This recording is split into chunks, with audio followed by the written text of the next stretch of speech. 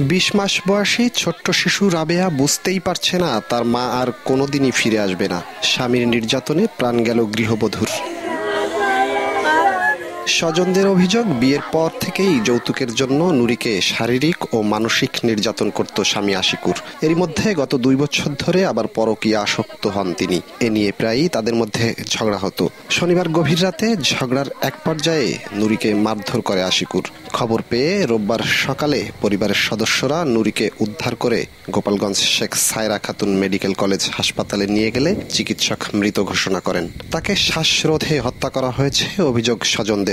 মাঝে মাঝে মারধর করে যৌতুক চায়, যখন যা চায় তখন আসলে তাই দেওয়া হয়। অন্য একটা মেয়ের সাথে সম্পর্ক করি আমার মেয়েরা আজকে রাত 4:30-4টার দিক ওই গমের ওষুধ খাইয়ে গলায় গামছা ফাঁস দিয়ে মারি ফেলাইছে। আমি বিসির চাই আমার বোন রে ওরা মাইরি আমারে খবর দিয়েছে। আমি তো বাড়ির পাশে খবর দিয়ে কথা তোমার বোন আরে না চলে না যাই দেখি বাচ্চাটা বুকের উপর।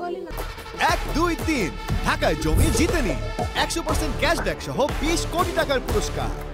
এ ঘটনায় অভিযুক্ত আশিকুরকে গ্রেপ্তার করেছে পুলিশ। আশিকুর রহমান শেখকে আমরা জিজ্ঞাসাবাদ করছি ঘটনার বিষয়ে। অভিযোগ প্রাপ্তি হিসেবে আমরা পরবর্তী আইনানুগ কার্যক্রম গ্রহণ করব। 4 বছর আগে গোপালগঞ্জ সদরের খাগাইল গ্রামে নুরির সঙ্গে মোসরা এলাকার গ্রাম পুলিশ সদস্য আশিকুরের বিয়ে হয়। জয়ন্ত শিরালী, সময় সংবাদ, গোপালগঞ্জ।